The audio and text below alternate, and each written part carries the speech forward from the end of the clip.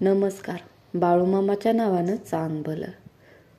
आपल्या कथेचे नाव आहे सद्गुरूमुळे महाराजांची चहापूड व बाळूमामांचा चहा म्हणजे दैवी औषधीच होती. शतायुषी ठरलेले केरप्पा निंगप्पा कळण्यावर हे कामकेरी तालुका मुधोळ येथील मामांचे एक सद्भक्त होते. ऐन तारुण्यात ते फार आजारी पडले होते. अनेक वैद्य हकीम झाले. औषधोपचारांचा त्यांच्यावर काही परिणाम होत नव्हता. त्यांना चालता येत नव्हते. एवढेच नव्हे तर बसताही येत नव्हते. अखेर सुदैवाने निंगापूर गावी बाळूमामांच्या भेटीचा त्यांना योग आला. मामांचे दर्शन झाले. मामांना त्यांनी आजाराविषयी सांगितले. तेव्हा मामांनी केरप्पांना चहा द्यावा असे एका सेवकऱ्याला सांगितले. सद्गुरूमुळे महाराजांनी दिलेल्या चहापुडीची हा चहा असे.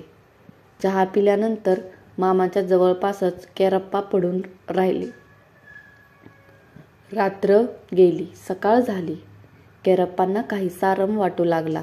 मामांच्या कृपाप्रसादाने हे शक्य झाले होते.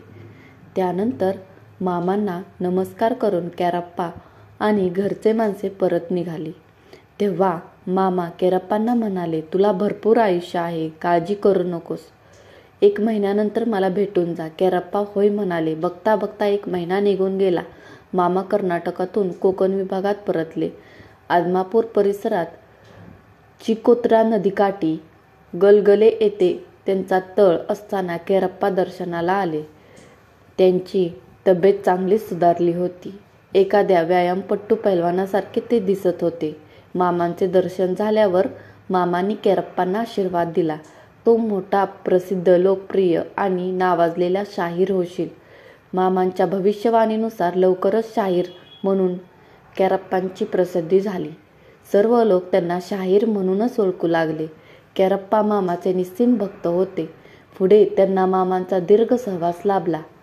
एकदा बाळूमामासोबत केरप्पा, व्यंकप्पा, तुळशीगिरी, आदमापूरचे इनामदार व शिंगाडी वगैरे आप्पाची वाडीला हलसिद्धनाथाच्या यात्रेला चालले होते.